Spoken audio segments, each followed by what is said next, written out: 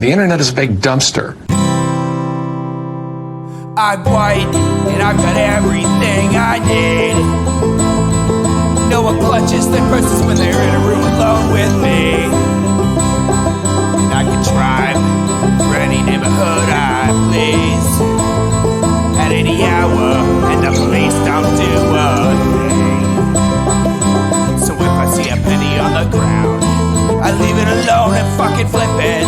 I'm a straight white male in America. I've got everything I need. I'm a guy getting paid more than a girl with a degree. And I can walk down the streets after dark, no one wants to rape me. And I can get a girl pregnant and just as easily flee. Just like my straight white male dad did to me. So if I see a penny on the ground, I leave it alone and fucking flip it. I'm a straight white male in America. I've got all the luck I need. I've got a pile of broken mirrors and I'm walking under ladders and I'm spilling tons of salt, but to me that doesn't matter, cause my skin and my gender and my orientation are the best things to have if you live in this nation. I recommend it highly.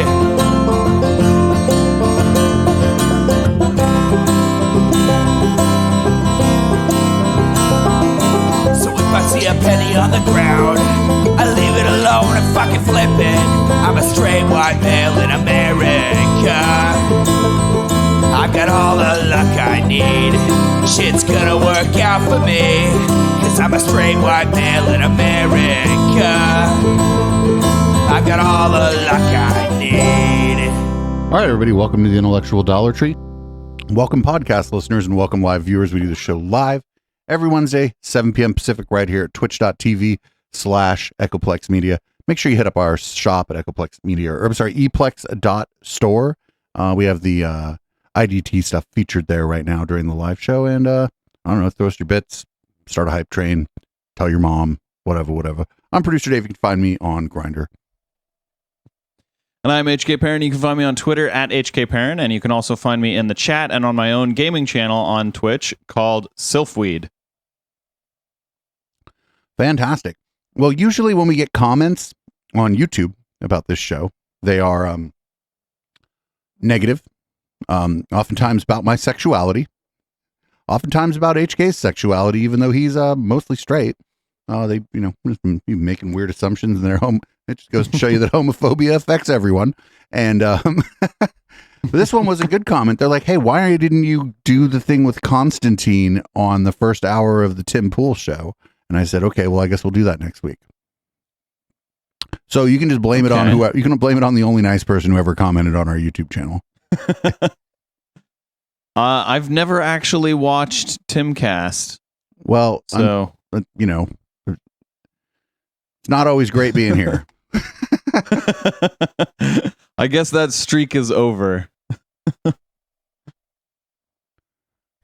Very quickly, Steve Bannon was found guilty of contempt of Congress. And yeah, well, I guess that's the news. Starting off with some good news. To be expected. Steve Bannon was arguing executive privilege, but when he was on trial, his defense team actually didn't bring up any witnesses. So many people are thinking this is some kind of bigger play here, that there's maybe a strategy to go to a higher court.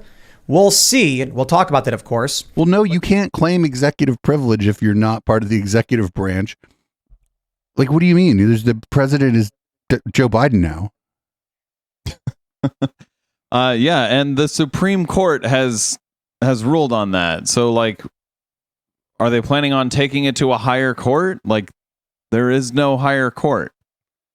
Yeah, Tim Pool doesn't know what he's talking about. Also, I'm like 100% sure that once you're out of office, you can no longer, like, Trump couldn't claim executive privilege on that either. Yep, that's what the Supreme Court ruled. So the only thing that could change that is passing a law that the Supreme Court could then overrule. Yeah, if they felt inclined. Let's start off with a bang. Circumstance around the Biden administration and Democrats targeting former administration officials with arrest and investigation. Well, it brings us to a dangerous territory with this other story. Man, targeting criminals with arrest. Republican congressman is running for governor. someone tried to kill him. Now I'm seeing all these Who? news outlets saying allegedly tried to stab, but there's a photo of the guy holding a blade in his hand. It's got like 2-pronged blade, and Zeldin is grabbing his arm to hold him back. I'm like, you can see the guy on camera like try to go Right, at but we use the word allegedly because he hasn't been convicted of a crime, Tim. I don't think Tim understands that. So I'm like, attempted or alleged? Oh, attempted, yes, but like alleged, I was like, you watch the guy do it. Crazy. Yeah, and also, if he's found And I think he not might guilty, be- I believe I could be he wrong could about this. sue Tim for saying that he was guilty. I mean, you could sue anybody for anything, but it would be easier for him to collect if people. It would be easier Yeah. for someone to collect on defamation or slander or whatever. If people, that's why the word allegedly is used. Yep. But just like a default liberal kind of guy, like a regular guy doesn't pay attention to politics all that much, but votes Democrat, radicalized by the January 6th committee and Democrat rhetoric around extremist MAGA stuff. Because we know that Democrats have been funding GOP candidates while simultaneously claiming it's an existential threat. What? So we'll get into that. We'll talk about that. We also got probably Yeah, and that's an issue. it has been leaked or I agree with him. That's an issue. Just because they might be easier to beat in the general does not mean you want them to run, because maybe you won't beat them, and then you have someone who doesn't believe in democracy trying to run a democracy. So you're not very familiar with who and what Tim Pool is, I'm guessing. I'm not, but I do agree with him. Like, I mean, I guess we agree on the facts, Right. But like, I'm sure he thinks it's like hypocrisy or something. A conspiracy. It's like, no, that's not hypocrisy. Like, both sides fund the worst candidate to try and compete with them in the general. I disagree that they should be doing that. Tim Pool's job is to pretend to be a liberal and only parrot right-wing talking points. Okay. That's his job. Not allegedly either. I'm not alleging that. That's just the fucking truth. or apparently it's being reported that Donald Trump, should he win in 2024, he will purge up to 50,000 government employees. And it's funny because What? the media and the Democrats are like, oh no, he's going to dismantle our government. And I'm like, yeah. Yes. All right. So we'll get into all that. Before we get started, my friends, why don't you head over to timcast.com, become a member to support our work. And if you go to that members only section, you can see the wonderful Marjorie Taylor Greene. We had her on last night giving her thoughts on what the Republicans may do. So wait, he pretends to be a liberal, but he hosts a show by Marjorie Taylor Greene. As it pertains to She was on a the guest. election in 2020. So that'll be really interesting. As a member, you can watch all of that, as well as our new shows like Tales from the Inverted World. He said he had her on. Yikes. That's what's being expanded into a larger company. He said that was Tuesday. I think. well, maybe I misheard him. I thought I heard him say I also want to like, shout out. So again, that become was a her member. show. I'll also add that was on his We website. switched to Parallel Economy, co-founded by Dan Bongino. So Also, he needs to companies update his browser. don't hate you at Timcast. But I want to give a shout out to our good friend John Rich. You guys probably know John Rich. He is a superstar, country star. I mean, he's got the I Progress. do domestic And the abuse music video mustache. and the song itself, amazing. Phenomenal. And it's phenomenal. And you know, we were like, we got to help John hit number one. He's already number one. Oh, yeah. John Rich has already hit number one on the iTunes top charts with his song Progress. And do you know what his song is about? It's about rioters and extremists burning down cities, destroying families, and he's saying, What city got burned down, and how do they destroy a family? Like, you could even burn the whole city down, and like if the family escapes, you didn't destroy that family. What the fuck? Destroying families? I think destroying families is code words for allowing gay people to get married. Oh, it's the gay? Yeah. Oh man, it's about me. I'm real glad this guy with the domestic abuse mustache wrote a song about me. Keep It Away From Me. The song's absolutely fantastic. The video is really, really great as well. So shout out, John. We're big fans. I guess congratulations, you're number one. You didn't need us to shout you out, but we really, really wanted to. Dave, have you Joining us destroyed any today families to talk recently? About all those Not that I'm stories, aware as well of. as a bunch of other stories. Okay. Is Konstantin Kisin. Hey, Ah, Who are you? What do you do, man? I'm a former stand-up comedian turned YouTuber. no, that's not true. We've looked and looked and looked and looked and looked, and he was not part of the London stand-up scene. Doesn't mean he never did a routine in London. I'm saying that, like, you can find evidence of somebody having been part of a music scene, a stand. You know what I mean? There's a digital trail of that. Like he's a former stand-up comedian in the way that I'm a former professional wrestler. Yes. Yeah. And In that I've never been a professional wrestler. Love Letter to the West, which is Sunday Times bestseller as of today, which I'm pleased about. Wow, congratulations. But I co-host a YouTube show called Trigonometry. And With his co-host, Non Oliver. it's two things. We interview people, so it's serious interviews, and also we do something called the Raw Show, which is me and my co-host Francis, both comics, just joking around the events of the day. We do every ridiculous accent under the sun. No, you don't, actually. You don't do every ridiculous accent under the sun. Francis tries to be posh, but he sounds blimey, or what's the word?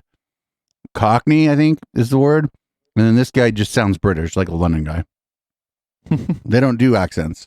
Of everything, and don't take anything too seriously. Right on. We also have another story. Twitter banned the word groomer. They were like, it's a No, they storm didn't. against LGBTQ people, so you can't use it.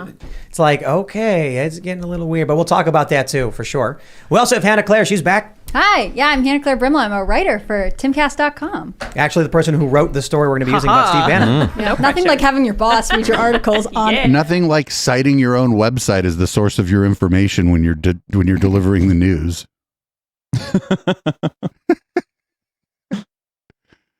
Wow. You can see right here on my blog. I mean, we've referred back to our own blog entries, but just to tell people we were right 5 years ago. Yeah, we don't use There's them a as a typo source. here. Oh no. You know, I'm always like, get a copy editor to like. There was a show when I first started where there's a typo in one of my subheadlines, and the next week Chris Carr joined us. So there you go. good ever I'll just since. look up and glare if we see something. If I get fired live on air, I'm That'll sure be I'll exciting. Oh, hi everyone. What are you doing? I'm building a straw He's out of this busy. honey. There's these little packets of honey that are shaped like a straw, so I was just clipping Wait, on what? them and stirring my coconut water into this delicious coffee. Cold brew. I'm Ian Crossland, by the way. What? And I'm looking forward to talking about your book. What is it about? Really quick before we get going. Very, very quickly, I'm worried that in the West, we're moving in the direction of the society that I grew up in, which was the late Soviet Union, in terms of many other things that I'm seeing.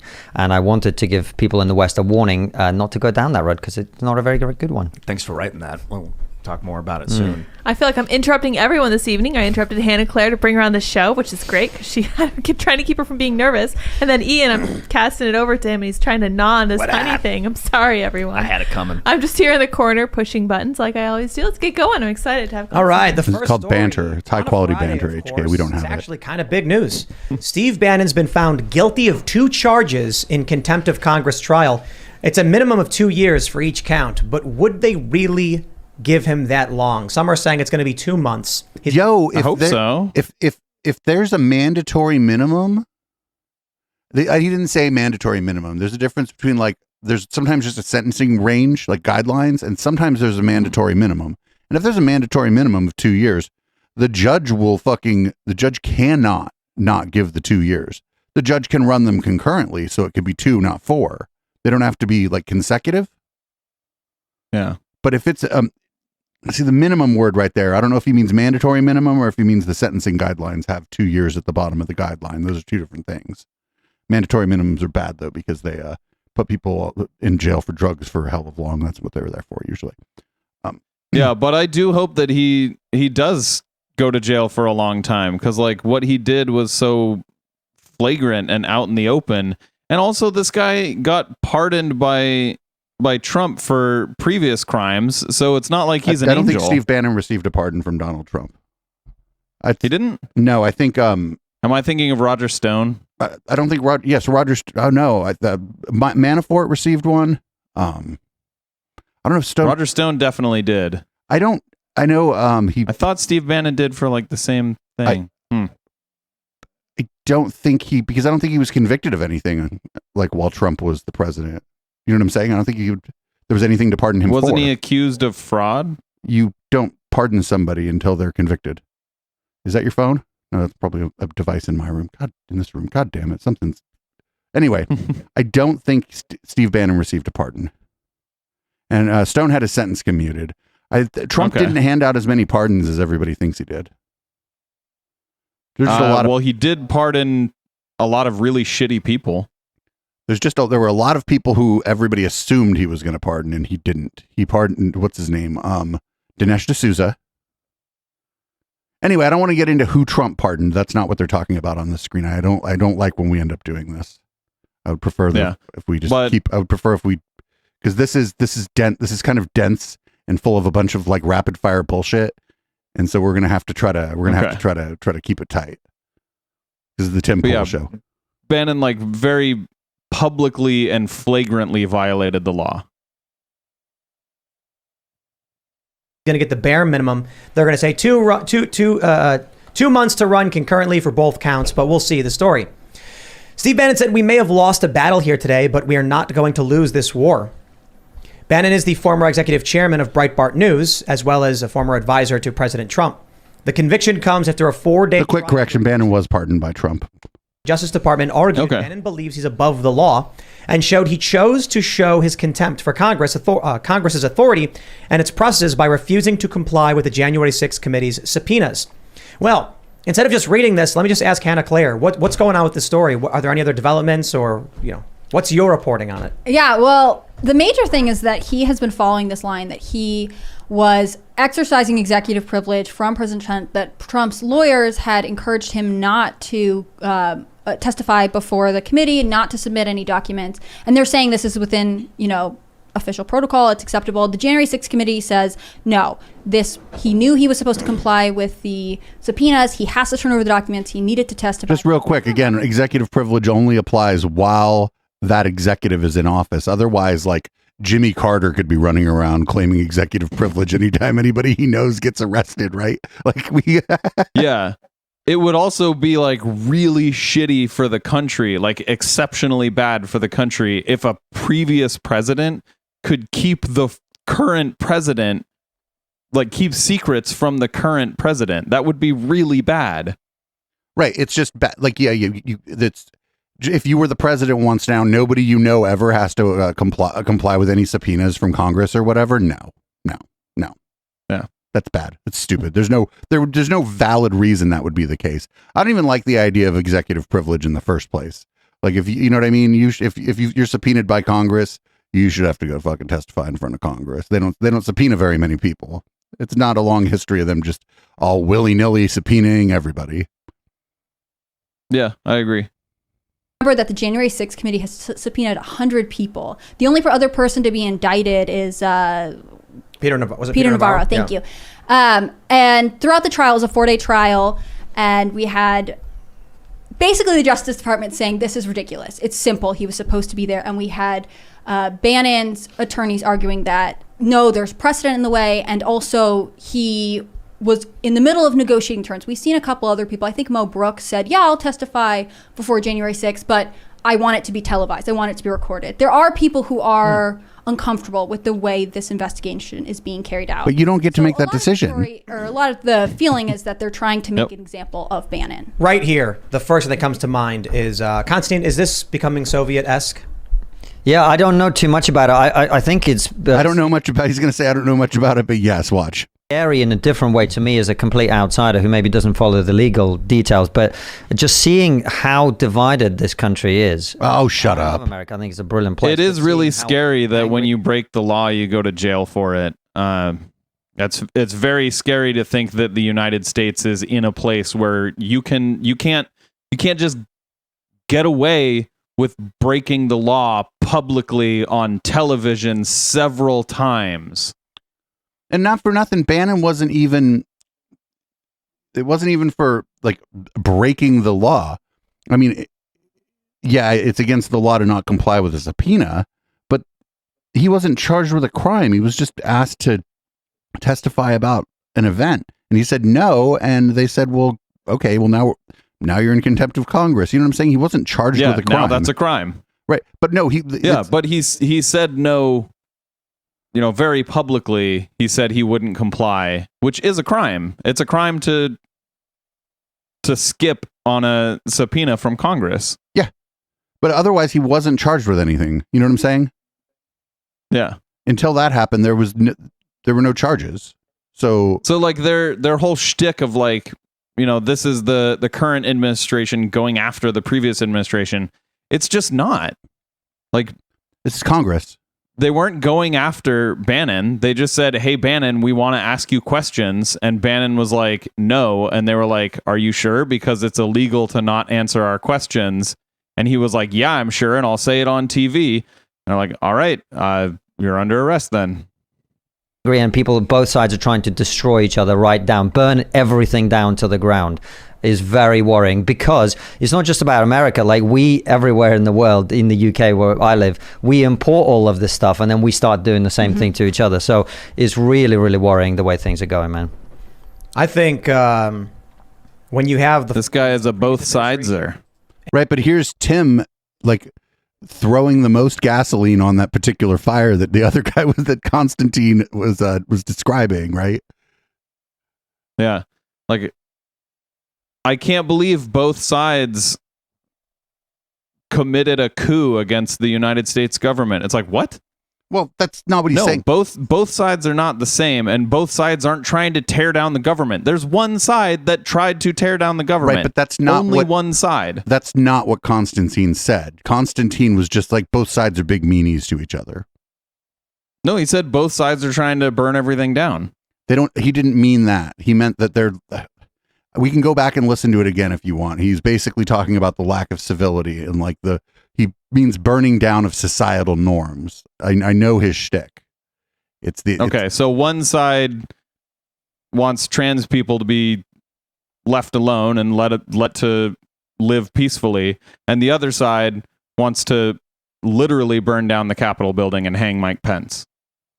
And the rival political party arresting you have the current administration, and rival Democratic Party arresting their rivals, and the previous administration. Yeah, we're there, man. Okay, the president did not arrest Steve Bannon. Congress did not arrest Steve Bannon. I believe it was like the marshals or somebody went and arrested him because he was in contempt of Congress. Congress is not a Democratic or a Republican institution. It's the Congress. If you were held in contempt of Congress, you were held in contempt of the whole Congress, even the people who might agree with you. So it's not, Tim Pool is inaccurately describing this. Yeah, and it was the Department of Justice who arrested Steve Bannon. No, they didn't. He wasn't charged. No, he was not charged with a crime by the Department of Justice. He was only, in this case, it was just contempt of Congress. So it was probably like the U.S. Marshals. But that's prosecuted by the Justice Department. It was probably the U.S. Marshals that carried this out. Justice Department would have charged him with a crime other than contempt of Congress. Isn't that the crime? The Justice Department does not charge people with contempt of Congress. Congress does. Okay. Steve Bannon is. Let me put it this way. And they don't. It's not even a thing. It's like contempt of court where the judge just says you are, and now you're in a jail cell. You know what I'm saying? There's no, like, the cops don't investigate you if you're held in contempt of court. The judge just throws you in a cell because you're Austin Bennett. It's fake. It's lies. Well, they said he had a trial in their evidence. So they actually did have a. They're talking about the previous thing with Build the Wall, where he was charged with fraud because of the GoFundMe that he did. She was when she was talking about the trial, she was talking about his trial for contempt of Congress. Were you the shaman guy? No. They claimed that Trump supporters were encouraging people to go down and get violent, and they put me in their montage of people because I commented on a comment Trump made as I was reading a news article. I said, Donald Trump says this will happen and has called for his supporters. So they put me in this montage because their goal is just to lie and drive escalation. What we've been seeing the Democrats do is they've been putting money into Trump-supported candidates, like Trump-endorsed candidates, so that they win because they believe come November, they will then beat the Trump candidate, right? They're coming out on January 6th and saying it's an existential threat to our country, but then funding the message and propping it up. So Steve Bannon gets a subpoena and So he's saying this is happening, but he's saying like the Democratic Party is doing it. What the people doing this are probably outside groups, probably PACs, super PACs, 501c3s, 501c4s, dark money.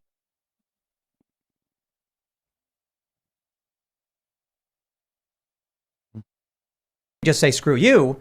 He said the president has executive privilege, meaning, we don't have to comply with Congress. there should have been, there's got to be some negotiation, right? Like if they're arguing that Trump's not the president, therefore doesn't count. But I'm like, but he was. Like, you lose your executive privilege the moment you're out of office, then we'd be going after every single president ever. Why aren't they going after Bush over? Because they're not going after Bush. What do you mean? Yes, you lose executive privilege when you're no longer the executive. Yes. It's just like you lose attorney-client privilege when, like, you would lose attorney-client privilege with people if you're not an attorney anymore. You wouldn't lose, like, you don't, yeah, you can't just keep executive privilege when you're, like, on your golf course. Also, like, Bush didn't attempt a coup. Like, why would you go after someone? Well, I shouldn't say Bush didn't do anything illegal, but why would you go after someone if you're not suspecting them of a crime? There are people that thought that people up to and including George W. Bush should have been charged with crimes related to the invasion of Iraq on false pretenses, but that didn't happen. Yeah.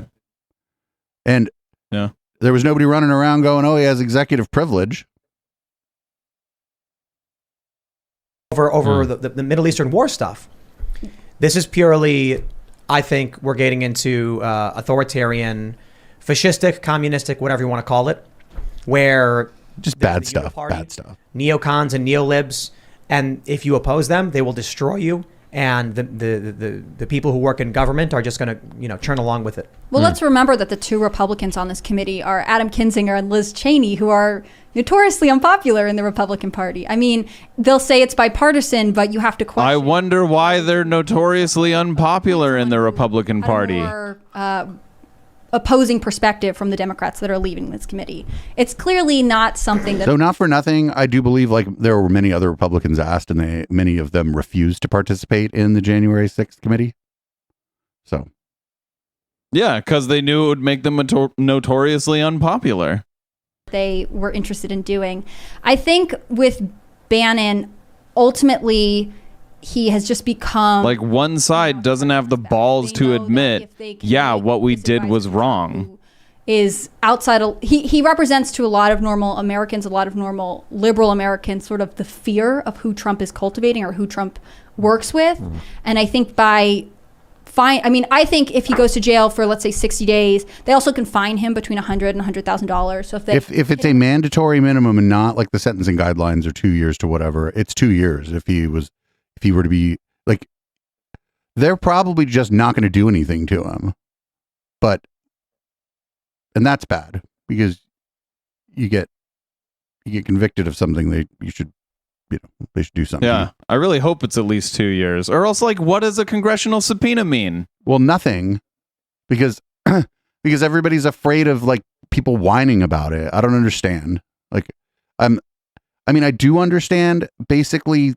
There are people out there essentially, instead of playing the game, they're playing the ref, and they're playing the ref insofar as they're like, we're being discriminated against for our viewpoint, and then everybody's afraid of, everybody's like terrified of being accused of that or something. Yeah. I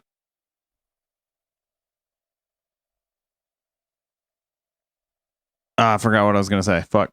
With the $200,000 fine, they put him in jail for 60 days. I remembered. Like, if we don't enforce the laws regarding congressional subpoenas, then there's no reason for anyone who gets a congressional subpoena to go to Congress and testify.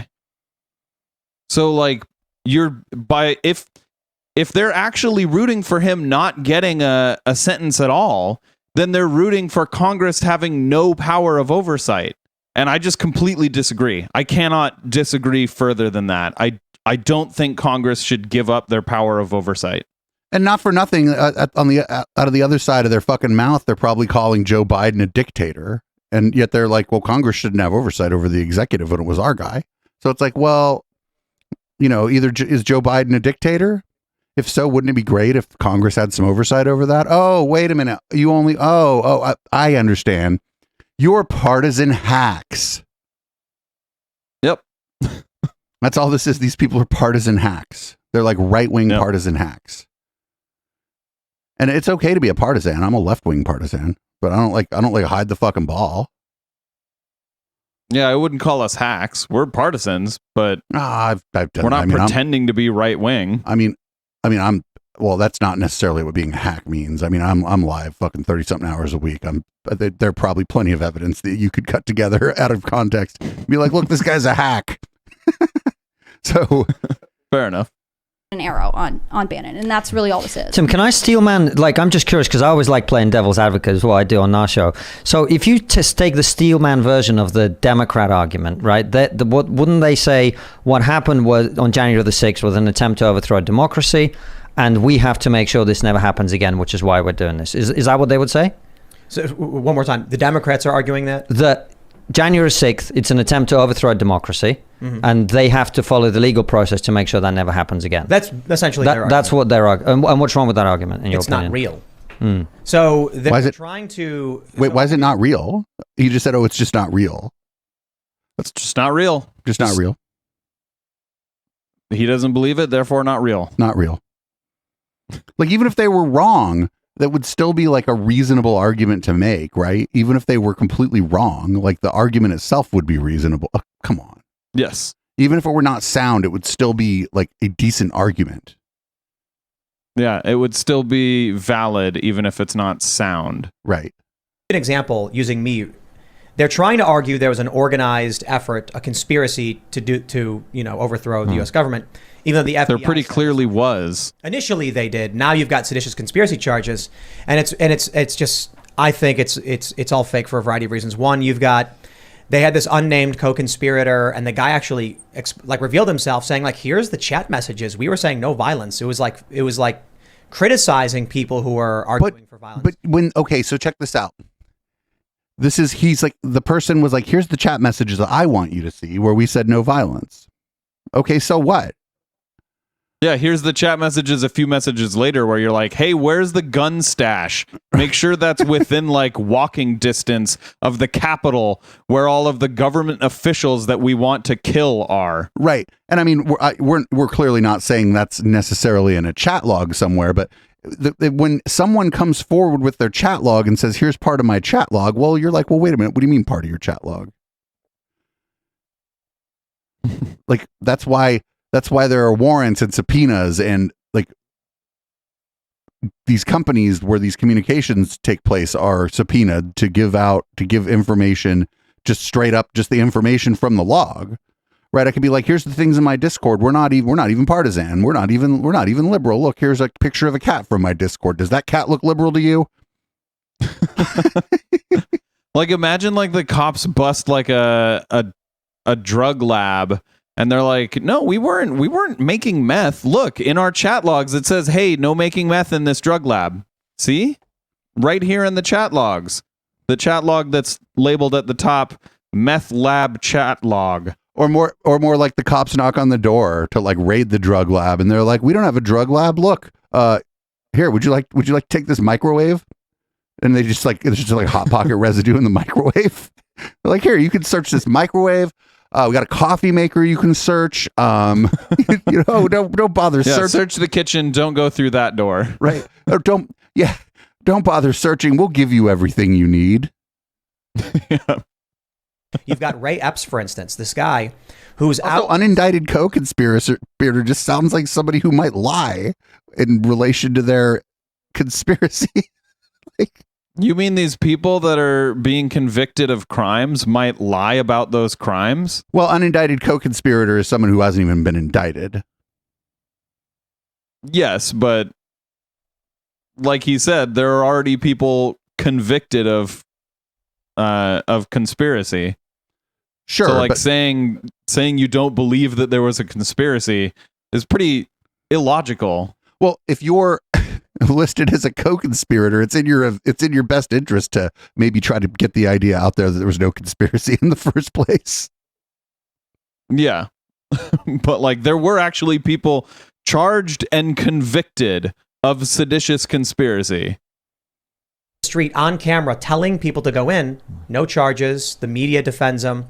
The reality is there were no cops, protecting the perimeter. Like there was no substantial police force. There was What the fuck is he talking about? The door to the Capitol. We watched him beat a bunch of cops with American flags. Right. Like he says there wasn't enough cops there. That's correct. And that was he said there were no cops at the perimeter. Yeah. That's just incorrect.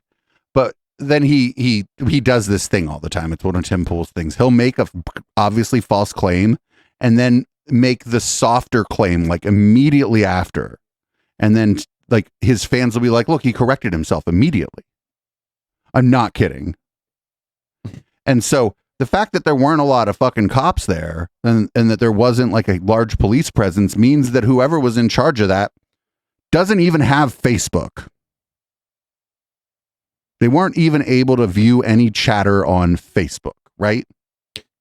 Yeah, gosh, who was in charge of the National Guard? Maybe they should have been sent in. Well, I mean, the problem is there just weren't enough Capitol Police there in the beginning. I don't know. Each state has its own National Guard.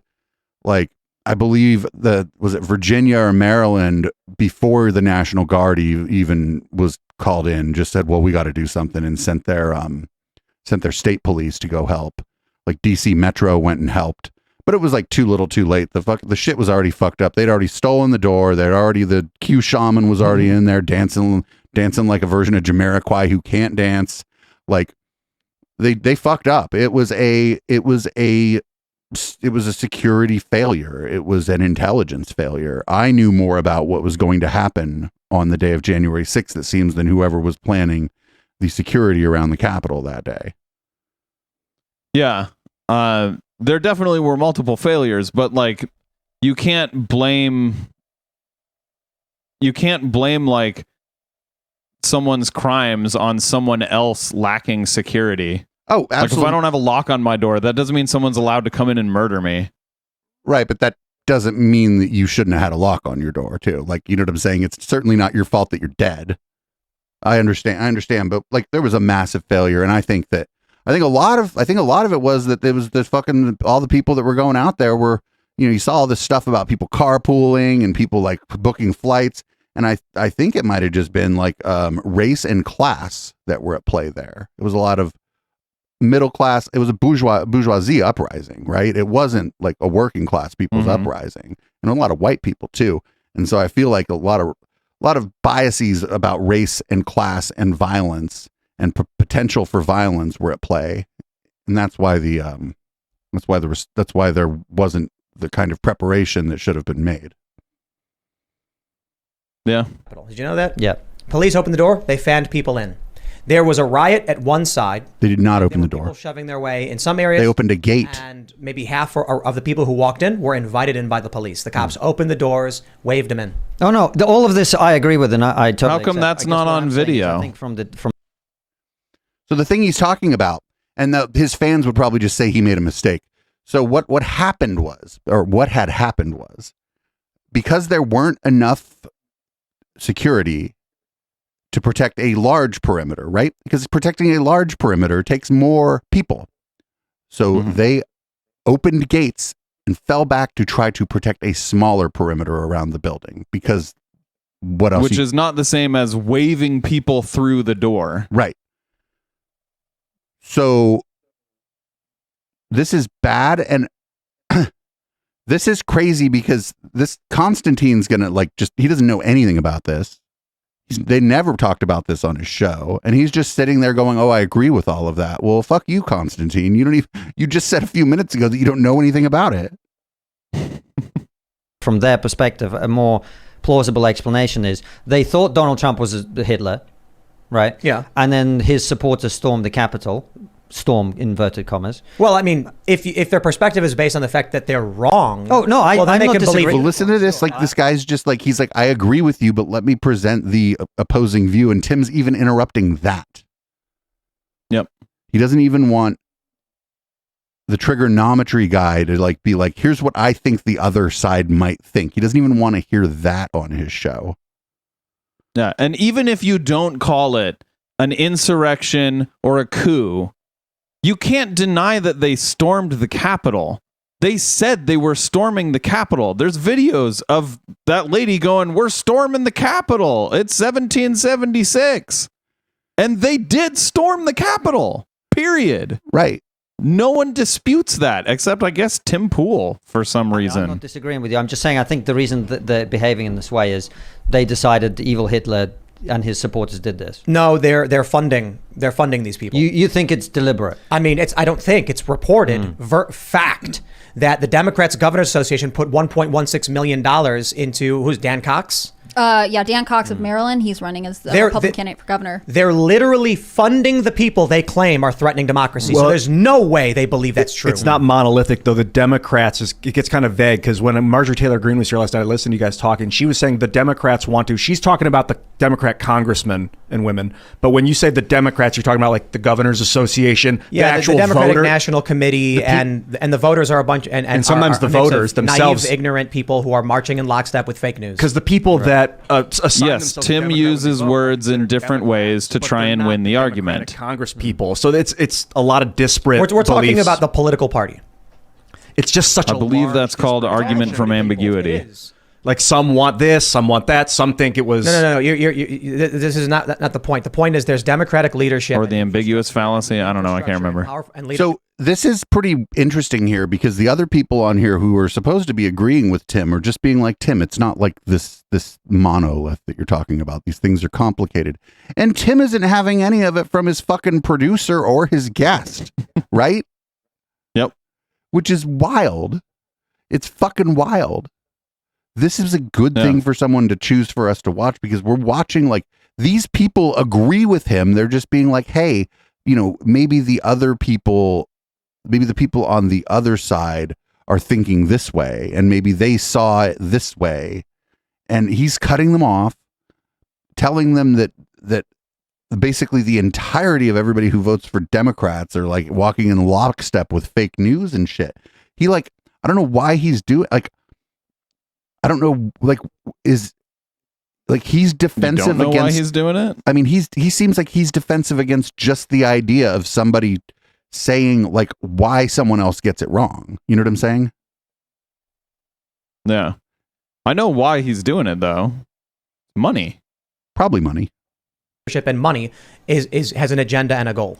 True, but to say that because the Democratic Governors Association is funding Trump candidates doesn't mean that all Democrats are funding Trump candidates. No, it means the Democratic establishment is applying resources in that direction in many ways, while simultaneously. But you only came up with one, and $1.5 million in the grand scheme of things ain't shit. Yeah, and to be clear, most Democrats are against that. Right. And like most I'm not liberal against news networks talked about it and were like, hey, this is a really bad idea. Don't do that. I'm not against it. You're not against funding Trump candidates in the primaries? The ends justify the means right now. So if you have like a Mitt Romney type who probably could win, and then you have let's say a Stephen Miller type who is just so off-putting on a personal level that a lot of moderate Republicans and independents, not even based on policy, just that he's so off-putting on a personal level, aren't going to go out to vote for him. I would put my thumb on the scale to the extent that I could to make sure the opponent to the Democrat was the more off-putting person. Yeah, that's political strategy. It's not just the Democrats doing it. The political parties have done it in every country where there are mostly free elections since the dawn of mostly or partially free elections. Yes, I agree that like most political parties do that because that is the logical way to approach, fighting in politics. But I do think it's different when we're talking about candidates who just disagree fundamentally with American democracy. Well, then you and I just see this differently. If you're trying to hold a majority, putting your thumb on the scale for the other team to get the bad candidate that is nobody likes really on the ballot is good. If you could have put your thumb on the scale in 2016, even though Ted Cruz is a much more effective monster than Donald Trump, wouldn't you put your thumb on the scale to make him the nominee, because it would have been a lot easier for fucking Hillary to beat Ted Cruz than Donald Trump? I think a lot of people thought the opposite. I think a lot of people thought Donald Trump was the easiest to beat. And, that goes to my point where, like, if you have a candidate who, yes, is very bad, but is also very dangerous, you shouldn't fund them. You shouldn't want them to win the primary, even if that means they're, that whoever does win the primary is more likely to win in the general. Better to lose your political race than to lose your country. So I want to kind of get back to what's happening here. They're also talking about this as if the Republican Party does not do the same thing. Yes, they are. The Republican Party puts money behind green candidates. If the Libertarian candidate is a little bit of a left-leaning Libertarian, the Republican Party will give that person money. If they think they'll take, the Republican Party is giving money to Andrew Yang's grift because they think it'll take votes away from Democrats. So this isn't like a thing that like it's just the Democratic Party or just the liberal establishment doing. And they're not going to bring up the fact that in this case, this is a both sides, but it's not even a both sides. It's an every side of every election ever thing. Yeah, but I think Tim is trying to make the point that it's hypocritical to say like, hey, this candidate is dangerous to democracy and we're going to fund them. But like, I do think that his guest, I guess, or whoever the guy who was playing with the honey straws earlier, that guy, he was saying Democrats aren't a monolith, and I completely agree. Like the people that are saying these people are a threat to democracy are almost definitely not the same people who are funding them. Maybe not. I think it's all in the game, baby. It's not. This isn't. Politics are about power and the exercise of power, not somebody's moral compass. And if somebody thinks they and their party can wield more power by taking action A versus action B, even if action A seems dangerous to you, they're still going to take action A. Yeah, I just disagree with it. Establishment is screaming that this is the end of democracy. So who controls the Democratic establishment? We're getting the JQ territory here. For a while, it was Hillary Clinton. I don't. You can say Barack Obama was the leader of the party. There's a bunch of people. Did he say for a while it was Hillary Clinton? Yeah. Well, I mean, she was to be fair, when she was the nominee for president, she was probably the de facto, leader. Like the leader, most people would have said she was the leader of the Democratic Party when she was the nominee for the president.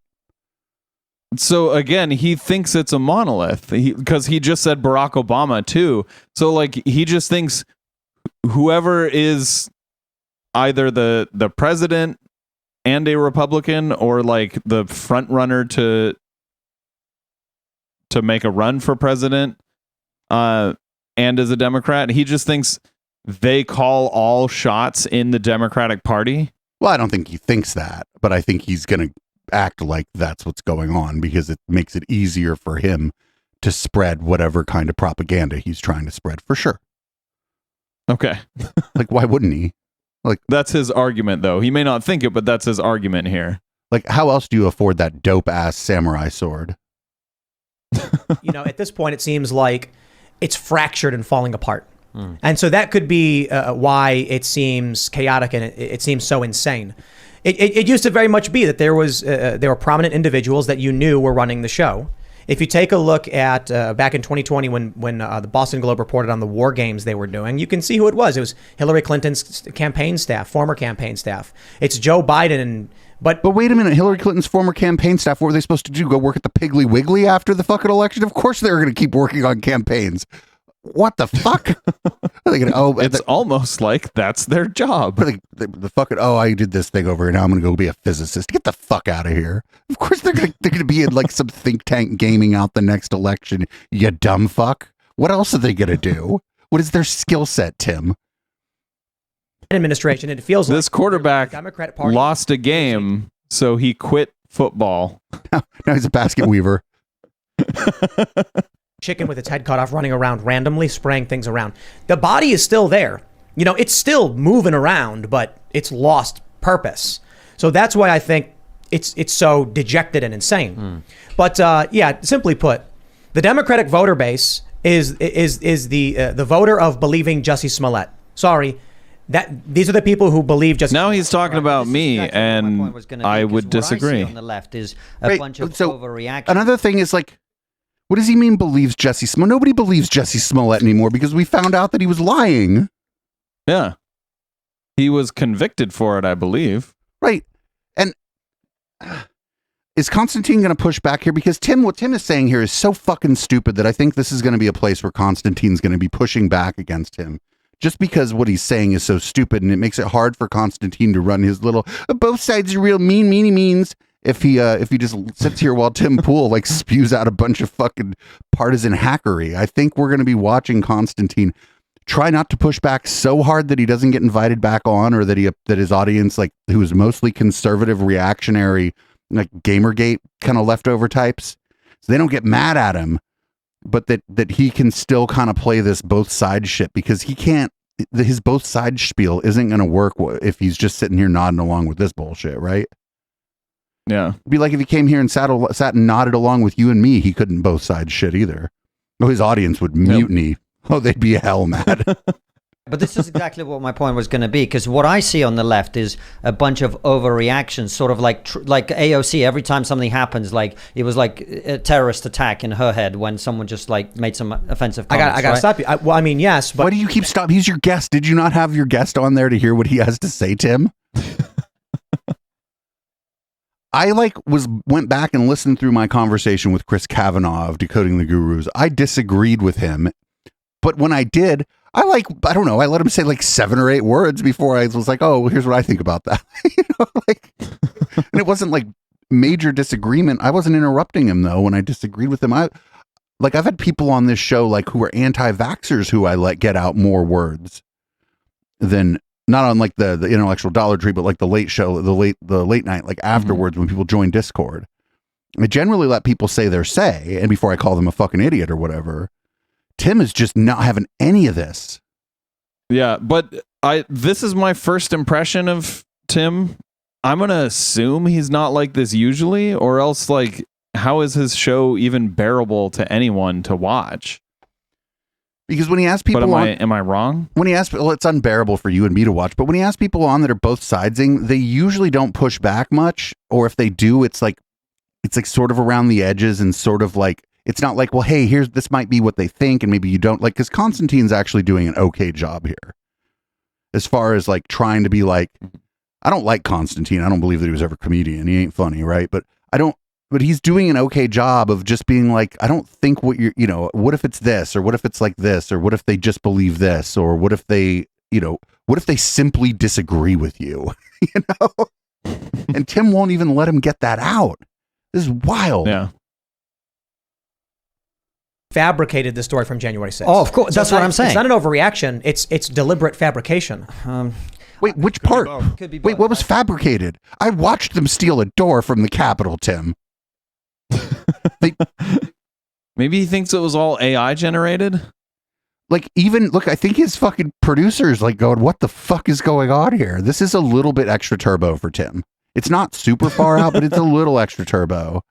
He probably he sells supplements, I think. Maybe he took a little too much of the boner pills or whatever. I don't know. That's kind of what I'm like. A big problem on the left that I see is people exaggerating the nature of everything that happens. They're so obsessed with being a victim, everything makes them extra victim, and that's why I was. But I'm not a victim of January that's- 6th. That's definitely the left's problem. Let me remind you about the time the right freaked out because the box on Mr. Potato Head just said potato head. And it wasn't even like an androgynous potato. It was still clearly the man one. Yeah. Like there was still Mr. Potato Head and Mrs. Potato Head, the products, but the box, instead of saying Mr. Potato Head, Mr. Potato Head, it said Mr. Potato Head, Potato Head. So, and the right just fucking freaked out over that. I don't even like doing this where I talk about what the right did and what the left did. I can like talk about my own experiences though with January 6th, and I don't believe I don't believe I've exaggerated, and I don't think many people as individuals have exaggerated. They were There were people in there who were in there for the gram, and thankfully that was the majority of the people inside of the Capitol. They were there to take pictures. They were there to be kind of on the scene of what they thought might be a revolution, but they were not organized. And to the extent that they were armed, nobody used their weapons. And so we should be thankful for that, because we watched people just go into the Capitol while fucking Congress is in session trying to certify the election. And there were, in fact, individuals in there who were looking for where it was happening so that they could stop it. The saving grace was that a lot of those people there had no idea what the fuck was going on. Nobody had maps. Nobody was in charge. There was no organizing. There, to the extent that there was organizing, it was these very small, like 3%er groups. And nobody was listening to them once they got inside, because everybody was so shocked that they had gotten inside that there was no people inside had no tactical awareness, because they aren't people with tactical awareness. They're just chuds. I'm not sure that was as much a saving grace as you're saying, because it was, because that number of HK, that number of people could have overrun the security in that building in 3 minutes. The groups that did actually try to go after elected officials and hunt them down and stop them, whatever method they would have used to stop them, those groups probably wouldn't have gotten in if they were just alone, if they didn't have the mob behind them. So the fact that the mob was there allowed those very dangerous groups to get in and to almost get to our elected officials and start killing congressmen. We'll call them Congress critters. But yes, I'm not saying that's not true, but like, imagine if that would have been organized and if people would have listened to the 3%ers and the militia groups that were in there. People would have fallen. It could have been much worse. They could have achieved their goals in 5 fucking minutes. But it also could have been much better if it just didn't happen. Well, sure, but so could the fucking Pearl Harbor. But what I'm saying is, like, the fact that there was that crowd allowed it to get as bad as it did. Even though it didn't get worse, it still got as bad as it did, which was really bad. Asking the question, right? Because I don't know that much about this. I was just sort of posing it as a question, which is it not their perspective that this thing that nearly happened would have been absolutely awful, and they really, really, really, really, really want to prevent it from happening again? No. That would be like the more reasonable argument from their side. But that is the argument from my side, and that's like, yes, we were just getting into like some annoying version of the weeds about that. And we're supposed to be the screechy left or whatever, according to the heterodox people that don't like us. That is not, as he said, a steel man. That's just the actual argument. But maybe the argument is a steel person, because that's the argument. Are there people who make dumb arguments about shit? Sure. We can go find one right now. I can find a dumb argument about anything from any side on Twitter. Give me 5 minutes. Right? We go find the Lincoln Project making dumb arguments about shit right now. Like, yep. but Tim's not even, responding with like a straw man. He's just saying, no, they're wrong, the end. And like, he has no evidence that they're wrong. He's not even making an argument as to why they're wrong. He's just saying that they're wrong basically because he fucking says so. It's the argument from authority, but it's even worse. It's the argument from one's own authority. And his authority authority comes from sitting in front of a fucking replica samurai sword, apparently. Like, I watched all of the January 6th committee hearings, and I assume you did too. I did not. They presented a whole lot of evidence, very clear, undeniable evidence of what happened. And Tim is just saying that didn't happen. It's like, show us evidence. Right, if you're saying it didn't happen, and the other side has already presented a very good case saying it did, then you need to either show evidence or prove that their evidence is somehow incorrect or wrong in some way. Right. And like, not for nothing, his argument isn't like that of the 9/11 truthers who were like, well, it was probably a government conspiracy or the government knew about it. His argument is of the people who thought there's no plane and they were a hologram.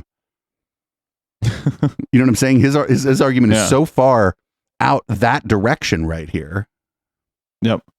He's saying they were invited in and that no one was there to hurt anyone. It's like, you're just wrong. You're just completely wrong. Well, no, I mean, when you look at AOC's story from January 6th. It's bullshit. But I mean, totally fabricated. I agree. Not just BS. She altered the timeline of what happened. Right. She literally fabricated the circumstances. Yeah. Which people who've been through trauma do, right? Fabricate stories? Absolutely. A day later? Absolutely. Yes. No, it's not fabrication. Yes. It's like when a traumatic event happens to you, you don't have total recall.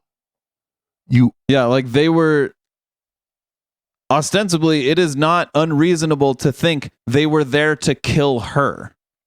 Like if they had caught her, maybe they didn't like go in with the sole purpose of killing her. But if they had caught her, you could pretty safely assume they would have killed her. They may have. I think that there were people in that crowd who may have prevented something like that from happening. If we're being honest, I don't think everybody there was willing to co-sign murder. I mean, we can hope. But so the deal is, the thing they don't like is she was like in another building, right? She wasn't in that building. So, but it's not like she was in another building in Idaho. Do you know what I'm saying? She was like next door, I believe. Yeah, she was like around the way, And like so 200 feet that way. Yeah, she around the way, we'll say. And so she was afraid that something might happen to her. And that's a reasonable fear. And then they were placing pipe bombs, so she didn't know that. Something might have happened to her. She didn't know that. Like nobody really knew that there were pipe bombs placed like during the event. The thing they're talking about is her next day recalling of her experience when she found out that the Capitol building was being stormed by people, and she was in a building around the way, and she was like, well, these people probably know that there's Congress people in this building too. That's pretty scary. Yeah, well, what I mean is like violent acts did happen, so she was right to be scared. But it's so crazy because, again, Constantine is like, no, people don't remember things right in a traumatic event, right? He just said that. Yeah. And Tim is disagreeing with him. You don't remember things right sometimes for mundane events. Yeah. You're not lying. You just don't remember. Do I remember what I had for lunch 4 days ago? Oh, I do actually, but that's because it was fantastic. But generally, you don't remember what you had for lunch 4 days ago. And if you're like, I think I had a hamburger, and it turned out you went to a sandwich shop, oh, now you're a big liar. No, you just don't remember everything. Like your brain doesn't fucking work that way. Your brain's not a fucking video camera. Yep. That's what happens. That's why you can't get witnesses. She faked having handcuffs the other day. Yeah, that's what people do, man. But that's she didn't fake having handcuffs. She thought she was going to be cuffed, and she put her hands behind her back. Yeah, like putting your hands behind your back to be ready to be cuffed isn't faking having handcuffs. That's just allowing the cop to cuff you if that's what they intend to do. Right. She may have been in that situation before.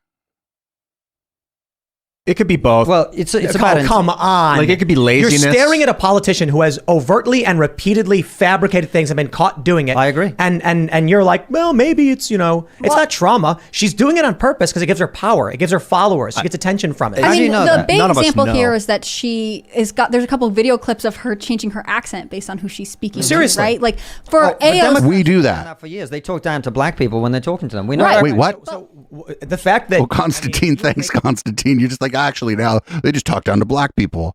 What the fuck? Yeah, where did that come from? I guess he was pushing back too hard, and fucking he got the IDW fucking thing in his earpiece going, stop Sam Harrison and go, hey, say something weird about Democrats and black people.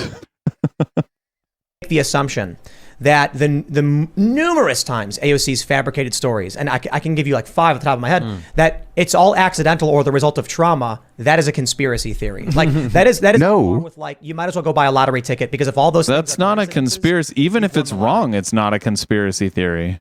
Also, Because it's not a conspiracy. not for nothing. Show me somebody who hasn't gotten 5 fucking things wrong. Like if they're like a public speaker, like get the fuck out of here. Like a conspiracy theory, by definition, has to involve multiple people conspiring. Like that's what a conspiracy is. Like it would be a you're lying theory. Or you remembered that wrong. In some cases. Yeah, but he's saying if she's lying, then it's a conspiracy theory. Yeah, you're right. A conspiracy can't just be, it generally isn't one person. Yeah. The simple solution is if it walks like a duck, if it quacks like a duck, you've got a duck. AOC, she lies. She lied when she led the protest in the financial district to get Amazon booted from New York. And then when Amazon jumped out of New York, dropping, I think, what was it, like $30 billion in revenue over 10 years, she goes, I had nothing to do with that. It's not even my district. You look at January. Well, no, she probably said that's not my district, but she was there. And oh God, that district is right next to the Bronx. Oh, you're so stupid. People in New York are like, oh, I'm from the Bronx, but they're also like, I'm a New Yorker, right? They're, you know, like if you live in San Francisco, you're like, I'm in the Castro, but I'm also a San Franciscan. So she had, you might have no power over a particular district of San Francisco, but you might still be at a protest in a different district for something you care about because you care about your city. What is he talking about? He is lying. You look at changing her accent. You look at faking her handcuffs. The woman literally just fabricates things with a smile on her face. I agree with you. So it's to say that's the result of trauma, though. No, I'm not saying it's all the result of trauma. None of it is. What I'm saying is sometimes people exaggerate their experience, sometimes deliberately, sometimes not. Do you see what I'm saying? Oh, sure. But I think with her, it's both. But there's a difference between... She's a politician. Of course she lies. There's a difference between exaggerating and fabrication, Sure. right? Exaggerating would be like... If AOC said that when the cop knocked on her door and said, where is she? She got scared because she didn't know who this person was and felt threatened by it. I would have been like, that's an exaggeration probably. Instead, she claimed she thought that the rioters got to her a full hour before the rioters breached the building and no one had any idea they would have done that. That's a fabrication, not an exaggeration. No. That's her not remembering what time it was. Also, just because the rioters weren't in the building yet, it's not like the riot hadn't started. They weren't even in the building she was in. I'm telling you, it's that she didn't remember what the fuck time it was.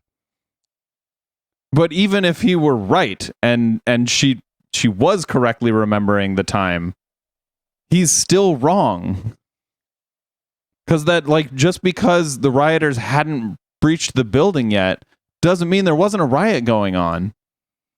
And like, when did they breach the first perimeter of the building? All these different things. But I'm telling you, the thing that requires the fewest assumptions, I think, is that she just got the times mixed up. Yep. And I agree with you. Like, no one even came in the building. She turned one circumstance into a different circumstance because she had hindsight. She knew the circumstance of the day, and she knew most people did not know the timeline. So when I saw that story, I said, this doesn't make sense. She thought they got in her building. And what do we hear from conservatives? They were like, AOC wasn't even in the Capitol. The fact checkers come out and say the Capitol is connected to those buildings by underground tunnels. And then I said, and her story took place an hour before anyone breached the Capitol in the first place. Was she psychic? Did she know it was going to happen?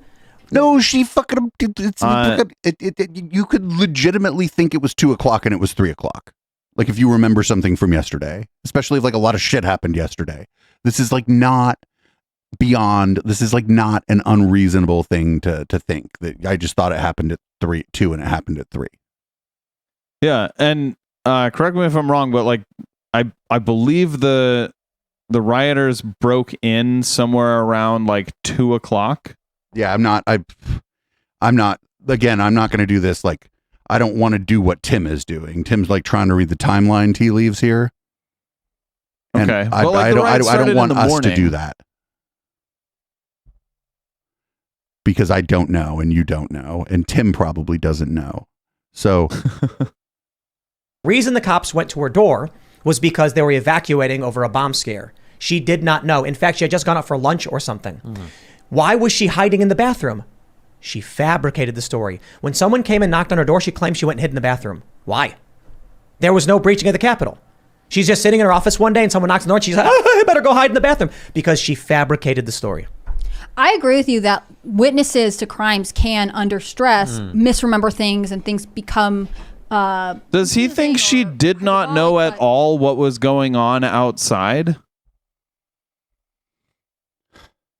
another problem with all this is like, it was clear to anybody who was in a couple of fucking Facebook terrorist training cells, Facebook groups, what was likely to happen or what was possible to have happen, right? Mm-hmm. I on the record this Sunday, 2 days before, not only did I say they're probably going to fucking storm the Capitol, I kind of flippantly said they're going to tear gas Deanna Plus, and I was right about both. But like, she is more kind of in tune with what's going on social media and like all that stuff than her counterparts. So she might have also, maybe she viewed this show and was like, well, Dave said they're going to storm the Capitol.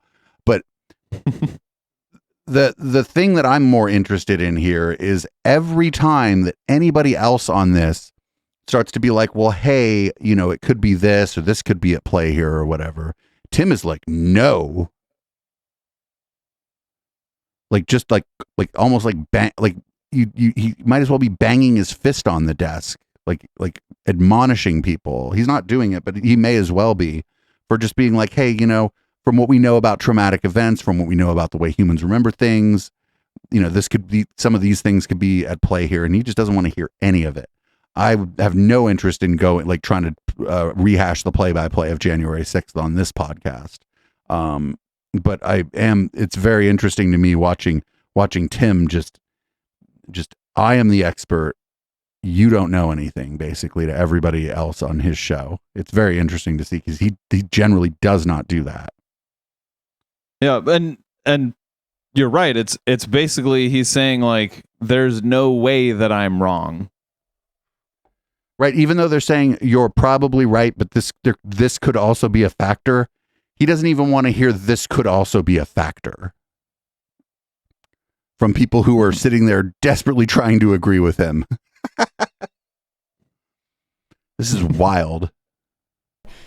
With AOC, she has a track record. I mean, I still think about her photos at the southern border where she's crying, and it turns out there's nothing there. Like, Sure. she is Parking a lot. master of political theater, and I think in certain points that served her well. And she knows that to a certain extent, her voter base isn't going to question her anyways. Like, she could say anything, and they'd be like, "You go, girl. Let me see what your skincare routine See, my is." desire to play devil's advocate has got me defending AOC, which I had no intention of doing.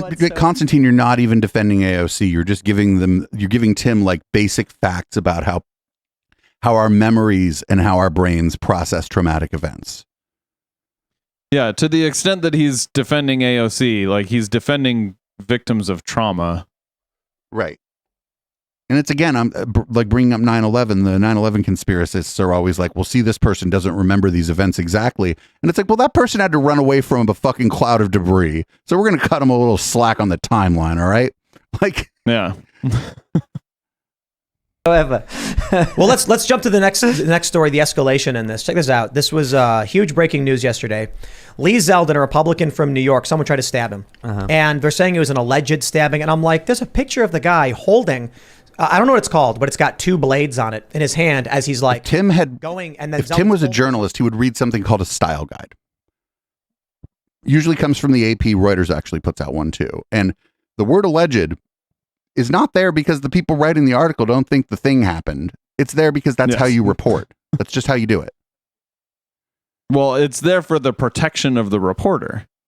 Because again, if you say like, oh, this guy clearly committed this crime, and then that person is found not guilty of committing that crime, then you are at risk of being sued for what's it called? Defamation. Sure, defamation. I don't know if that's exactly the right thing or if it's libel or whatever. I don't know. I don't know which one, but basically it puts you at risk. Okay, so like a single instance of it, probably not. But if an organization does it over and over again, it certainly puts the organization at risk, and the legal department at the organization is going to put the brakes on it. Absolutely. Yeah. This is also just stuff this is just stuff out of the fucking style guides. This is how you talk about crimes where there's been no adjudication yet. That's it. Yeah. His arm back. You watch the video first. The guy didn't run full speed and jump up. He casually gets up, walks up to him and goes like this, and then gets his arm grabbed. Almost like he didn't really want to do it, but I'm not going to say that. He went for it and got taken, pulled down, thrown down. This dude got released immediately. Mm-hmm. Which Lee Zeldin predicted that night. But we're talking about a man who attempted to assassinate At minimum, attempted to stab in the neck a Republican running for governor, and they just cut him loose right away. How is it?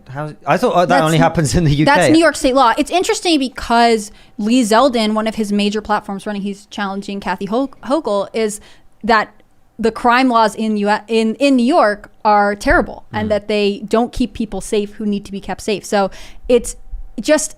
I would like to see the statistics of the New York State versus Arkansas on violent crime per capita. I'd just, like to be curious. I'd be willing to bet that New York State is one of the most safe states in the nation. But I don't know. Probably.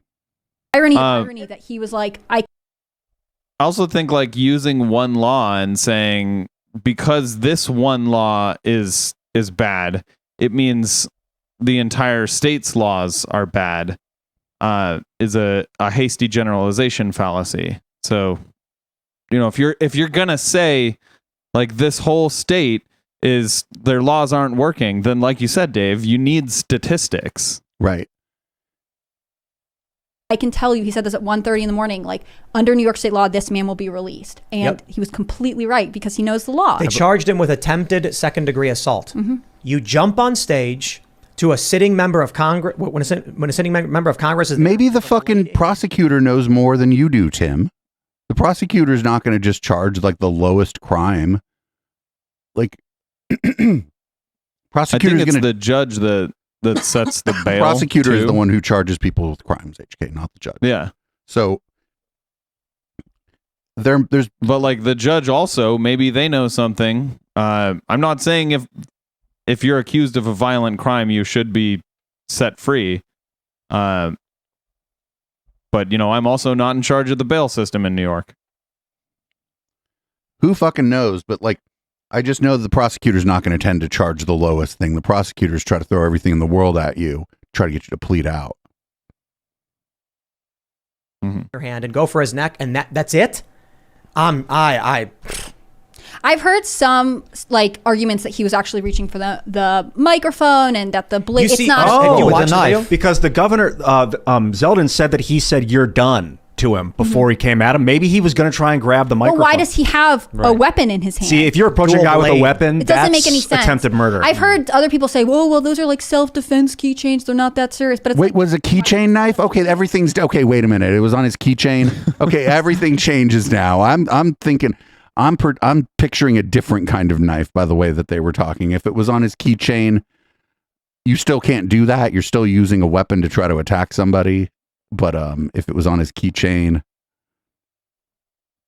now everything's coming into a little more focus here. She fucked the whole thing up for Tim, I think. For self-defense. That's what they are.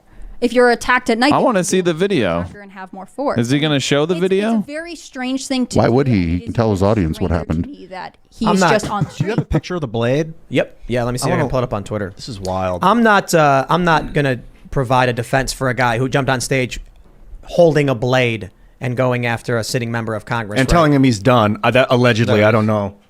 Yeah, so wait, where's who knows what that is? Is that I don't know what it's called. People probably know what it's called. It's got two spikes on it. You hold it between your fingers. They're self-defense keychains. Yeah. Oh, okay. And in the video, you can see his arm go up and around towards the neck. And that's what a lot of people reported, that he took a swing at his neck, at Zeldin's neck, and then they grabbed his arm, and then someone bear hugged him and pinned him down. You jump on stage wielding a weapon saying you're done, and then move your arm around with the blade in it. Like, dude, come on. Is there a video of the attack? I guess we'll call it an attack. There are some floating along. Yeah, online. you can't see that much, but you can.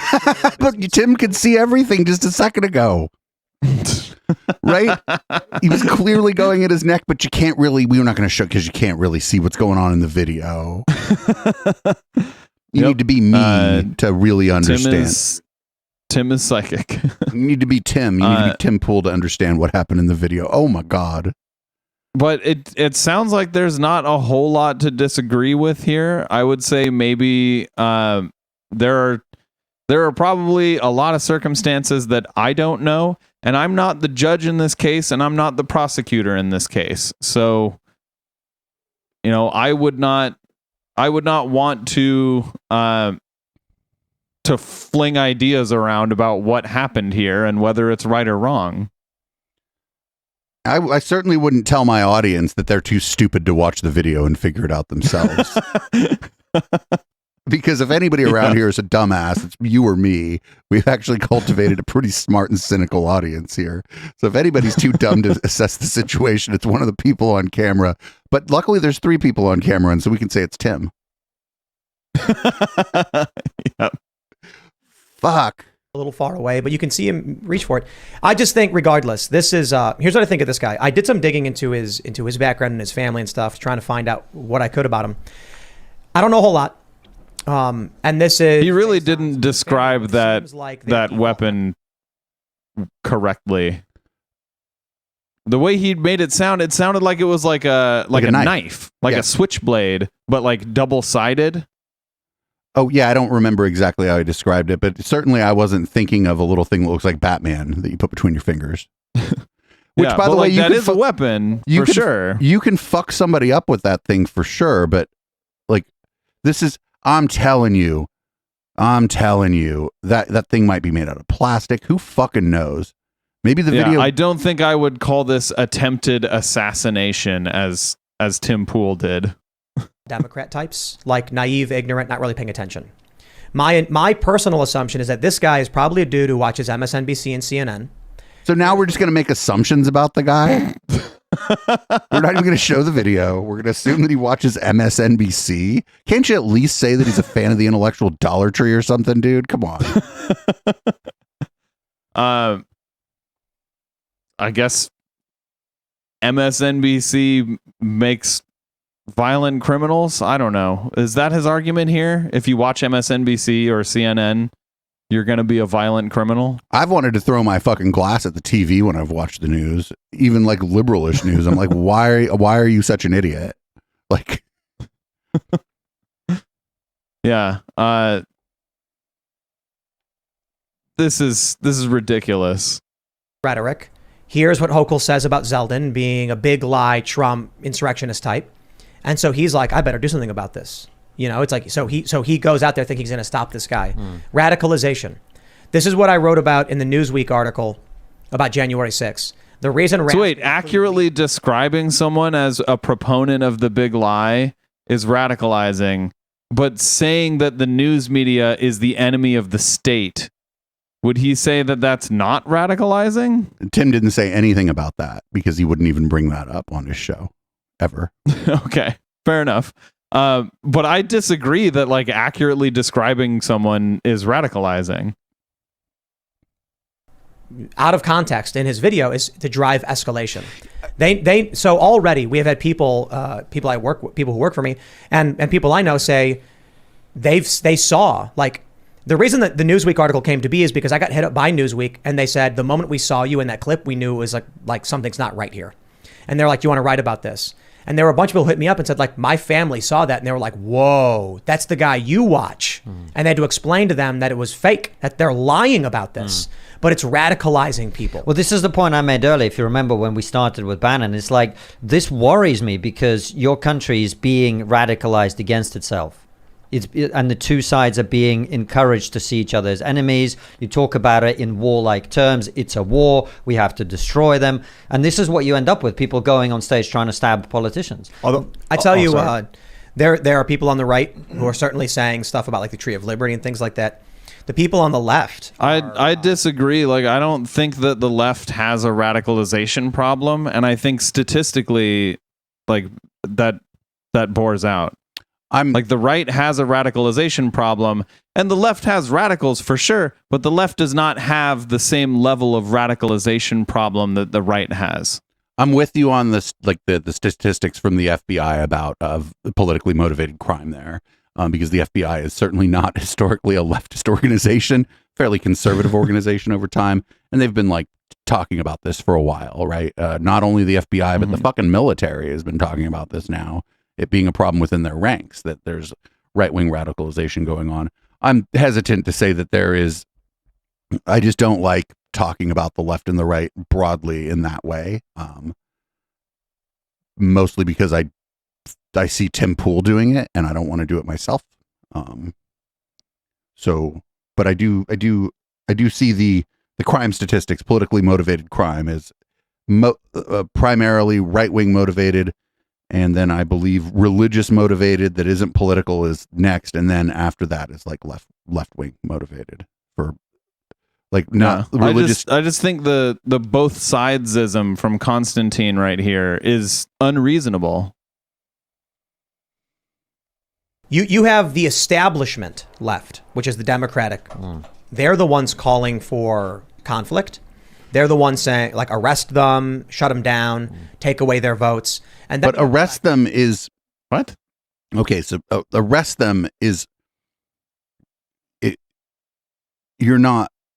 Yeah, I guess there are people who believe that people being arrested is state violence, right? That the state is kidnapping you. But those people are fucking like mostly anarchists, and not like the cool kinds of anarchists. Those people are just wackadoodles.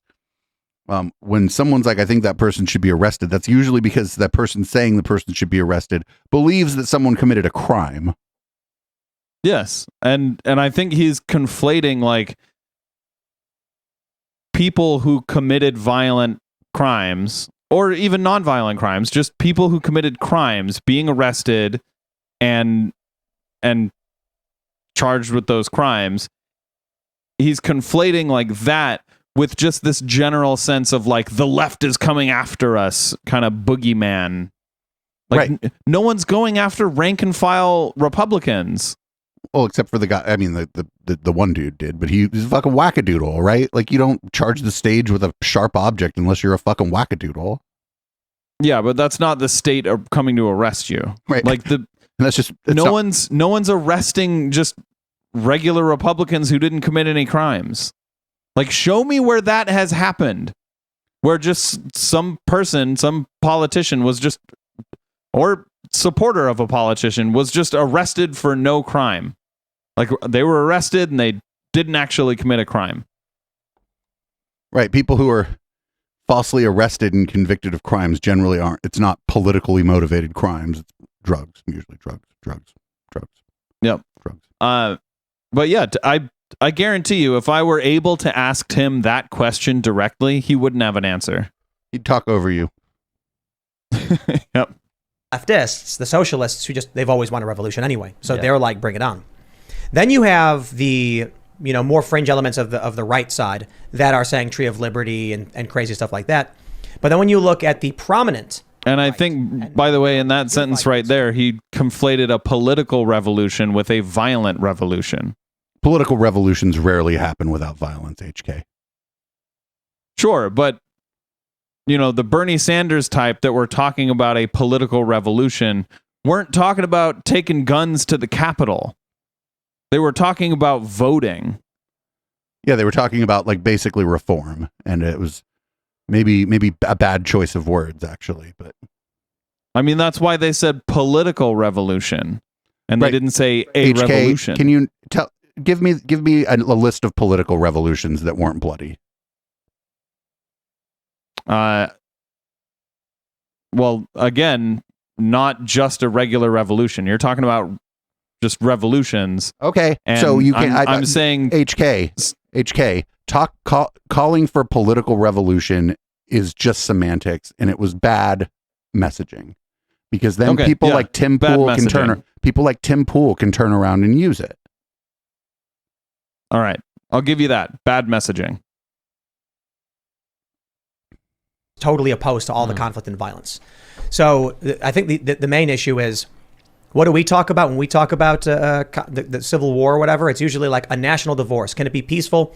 And how do we prepare for it to protect ourselves against attacks, not to attack? How to go and arrest people. Did you hear? Like now he's just talking about a civil war. What the fuck? A national divorce, and they're mocking Bannon. Is a civil war.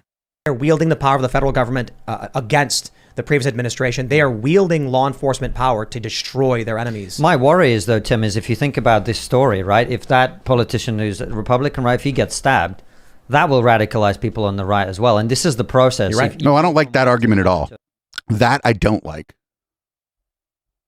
That if this guy gets stabbed, it'll radicalize people on the right. I don't like that kind of argument at all, actually. It's the same thing as like, it's like it's a more intense version of, well, people become fascists because the liberals are too mean to them when they say they don't like trans people. Do you know what I'm saying? It's like a more intense version of that argument, but I don't like that argument at all. Yeah. It's a look what you made us do, like someone in chat was just saying. To another, and before you know it, everyone wants to kill each other. But maybe radicalize isn't the right word. If we literally just saw someone try to assassinate Brett Kavanaugh. These leftist groups broke the law. Did someone try to assassinate Brett Kavanaugh? They turned themselves into law enforcement. They were having some kind of mental break.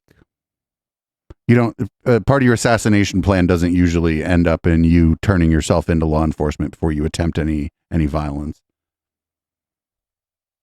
So there was. I don't have all the details on the incident. I'm not comfortable talking about it on a podcast that goes out to as many people as this show goes out to. Okay, because I did not hear of that, so I don't know what he's talking about. Everybody asked him, like, hey, this was illegal. And he's like, don't care. Then I said this, if you do not uphold the law when it comes to protesting at this home, they will escalate. Of course. And the next step was the guy showed up with the crowbar and the rope and the taser or whatever he had, pepper spray. It really is like a fire. If you don't Was that like a game of Clue? Was he in the conservatory with the crowbar and a taser and the rope? Was it Mr. Green? it just keeps growing. Well, if you don't enforce the law equally for both sides, you have no law. Right. But they were just talking a minute ago about the fucking January 6th and how like that shouldn't even be considered against the law. What the fuck? How many of them people turn themselves into the cops? Have cake and eat cake. Radicalization. Both at the same time. We just had 2 assassination attempts in the span of like a month or so. For someone on the right to be like, I better bring a gun with me, it's not a radicalization. It's not them saying they want to kill someone. It's but where? A gun where? I watched the video. I don't think he was trying to kill him. He walked up to him and then he started talking to him and actually backed away like a. Oh no! Dude, this hippie guy's about to get fired. Like, what the fuck? He's like, I don't think he was trying to kill him. Like we said, they didn't show the video because it's probably not an assassination attempt. And then started to grab at him. So it was an assault, but he would have walked up with a blade in his hand. Yeah, he like walked up and started talking to him. But why does he need to go armed? And the other thing, to Tim's point, is that you see his arm go around for the neck? They struggled, yeah. He lifted his arm up if with he the wanted blade. to kill him, he would have walked up and killed him really fast. That's not true. You don't walk up and start talking to someone if you want to. You are wrong. kill In him. fact, the most to do it is to do So it. that is what happens when someone gets assassinated. They just walk up and kill him. So Tim's wrong right here. So like, he's not going to show his producer saw the video. His producer should be like, bring up the video. I have it right here. But he doesn't want to get fired. Not on stage. Running at someone immediately gets you tackled. Oh yeah, his approach for sure. But once he got up to him, he just stood there and started talking to him. And then they struggled. I'm not going to say I know what he was thinking, but he had a blade in his hand and he motioned for his neck. And people often... Now he motioned for his neck. You are saying you know what he's thinking. And at first it went from he tried to stab him in the neck to now he motioned for his neck. What does that mean, motioned for his neck? Like, yeah. And he is saying he knows what he's thinking. He's saying it was an assassination attempt. That means you know what he was thinking. The only thing, the mistake the guy made was to have like, it was like, I know what those things are. They're like mostly advertised to women, actually. They're little things like you put in your keychain that you can use for self-defense, that you basically just to get away from somebody, right? You self-defense keychain. Yeah, you basically hack at somebody to try to get away. And you shouldn't be fucking going up. You shouldn't be approaching anyone with that if you have no reason to believe they mean you physical harm, because now you're the one who looks like you mean physical harm. But Tim Pool's producer was like, nah, dude, I don't think this looked like an assassination. Tim is hella mad. On movies. In a movie, you see the guy jump up and, I'm going to get you. When you look in real life, assassinations could be very, very simple. And I'll tell you about, you ever see those theater events where they have the ninja? Assassinated with pepper spray. I'll start this way. You ever see those comedy routines where there's a black very sad story, and then the guy will get fake slashed and then his body splits because it's actually 2 people wearing a white pants and a white shirt, but then they're wearing all black. The idea of why ninja wear all black was because they would do plays. And to make the ninja not be able to be seen on stage, Not for nothing, the sword behind him is a samurai sword. all black against a black backdrop. Then when Ninjas they tend popped not out to and have did swords something, you like go, that. oh, it was a ninja. In reality, ninja would dress like a farmer. If you want to infiltrate to assassinate someone, you have to blend in, not wear all Yeah, ninja. He's not wrong here. Ninja were like too. spies. And they would calmly approach, not psychotically run up full speed and scream, ah! They'd walk up very calmly and smile and wave. And So what really you're saying quick is get this you. guy's a ninja. What I'm saying is that Damn, right what- there, Tim cannot about to determine fire that whether it was guy. an assassination attempt because he walked slowly or not. It's true, In fact, I but- think walking slowly is more is Yeah, but Ian, if a guy like walks up But to you he with that he thing said on he his hand- didn't walk slowly. He said he ran up to him, and Tim agreed that the approach was wrong. And then he said, and then the guy stood there. So now Tim's saying, okay, I agree with you. The approach was wrong. He ran up to him, but also walking slowly up to someone means you're going to kill them. Which he also did. He ran up to him while walking slowly. Yeah, so like, which the fuck is it? Come on, just show the fucking video. You have the video. Just fucking show it. Let the audience decide. in the street, you'd be worried, right? For sure. If someone approaches me on the street, I'm worried. But right. Not me. But it's I'm not ready to even- run. I'm not This afraid of is- everybody. If somebody walks up to me on the street, they might need help. They might recognize me from somewhere and I don't recognize them. I may have dropped Yeah. my wallet. The chances that they mean you harm are very low. on stage, and when this guy gets up and walks over, he's wearing like a veteran hat. They're thinking like, "What's happening?" I'll tell you another story, famous story, or I should say, maybe apocryphal urban legend. A security guard was in a bank. 3 guys walk in with ski masks on and rifles, Oh, is this a joke? and they just walk right up to him and say, "Drop your gun," and he goes, "Oh," he drops it, and then they rob the bank. And after they asked the security guard, "Why didn't you do anything?" and he was like, "I couldn't believe it was actually happening. Like, I don't know." No, that's because it's a security guard. So, first of all, That wasn't a funny joke.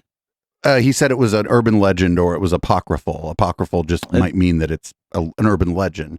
But like, like if you I work think at a Tim's bank, just bad at telling jokes. if you work at a bank in any capacity and you believe an armed robbery is going on, you are instructed by the bank, whether you're security, the teller, the manager, you are instructed to move slowly, do exactly what you're told, and not die because the money is not worth your life. That's what you were told. And so that's same what with like convenience store clerks getting robbed. yeah, that's the security guard was doing exactly what he was trained to do. That's it. He just took my gun. You want to play? Want to play this clip? Zeldin, You want to play this clip? That's the second time he's asked him if he wanted to play the clip. Tim's like, I have another story. 3 guys walk into a bar, but they're libertarians and there's no regulation. And so the bartender serves them cyanide and they all die. An assassination attempt on YouTube. Okay, I see what you're saying. Zeldin addressed it and he said, like, I could see this guy coming out of the corner of my eye. Like, I could see he had a hat on that maybe had a veterans thing. But like, when this is happening, you can't really stop to be like, oh, I'm going to reason with him. Like, you just have to deal. Wait a minute. Are you suggesting that during a traumatic event, your memory of it might be fuzzy? Because I swear that Tim Pool said just a few minutes ago that that's what doesn't happen. Oh, man. Going on, and like grabbed his wrist, things like that. I will also note that the Hochul campaign specifically called out this event in an email saying like it's a MAGA Republican bus tour, that Big Line Lee Yep. is like they drew attention to this event. They radicalized people and then pointed them in this direction. Yeah. Wait, what? That's By the thing. pointing out We that are their a very opponent, what? divided country, and especially in New York, you So see. wait, saying like describing your opponent as radicalizing them? Like again, I just disagree with Tim that like accurately describing someone is radicalizing. I just don't think that that's radicalizing. Even Like like maybe accurately describing, like if accurately describing your politicians inspires people to kill them, maybe the problem is with your politicians. ooh, I would never say that. Yeah, th- that's oftentimes untrue. But Okay, so calling it a MAGA bus tour, if like your opponent is like clearly a MAGA person who doesn't believe that Joe Biden won the election, I don't even see how that's That's like not even political hyperbole. Yeah, it's just accurately describing your opponent. Or I'd say giving your opinion. And then, like, again, we don't even know if the guy actually tried to kill this guy because Tim refuses to show the video. And he just said, "Oh, we can't." Twice now. He said we can't show. And he was trying to like blame TOS, right? He said, "Oh, we can't show an assassination attempt." I bet that video is all the fuck over YouTube.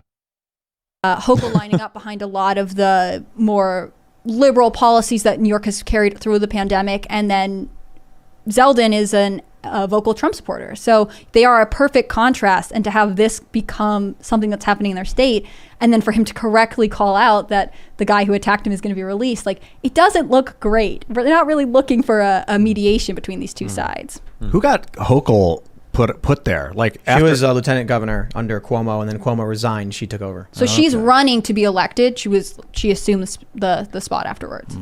Well, she was elected as the lieutenant governor, but okay. I think so. Yeah, and he's like, I'm going to come He's back. never going to leave. I'm going to run it into the ground this time. Yeah, but I think this is the stuff I've been talking about. And it's funny because, I'll say something like, I think we're headed towards a civil war.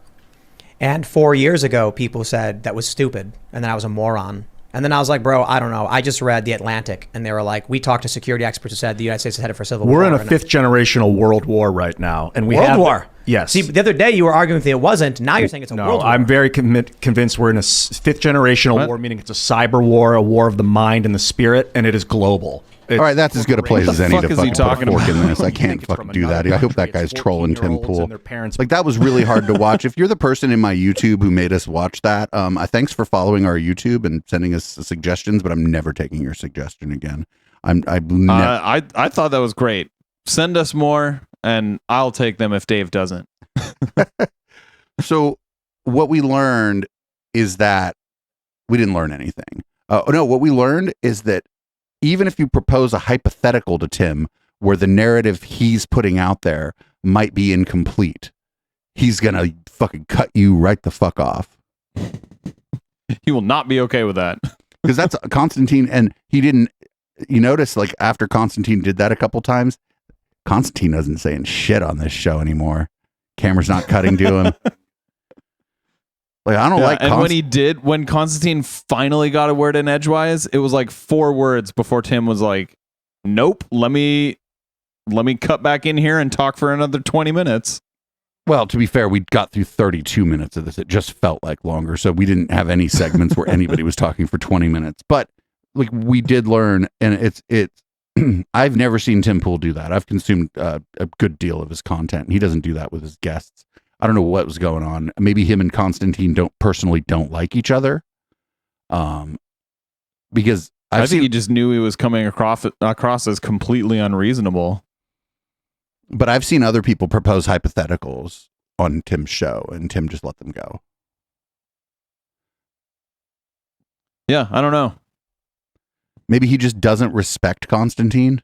Maybe he, maybe the people that he's had on where he let them propose hypotheticals, he thinks they're higher up in the ecosystem or whatever than Constantine is, and that he has to let them talk. Who knows? I mean, I thought he was just going to take that replica sword off the wall and actually try to do a political assassination on Constantine. Then we would have had a video to be like, I don't think he was trying to kill him with that fake sword.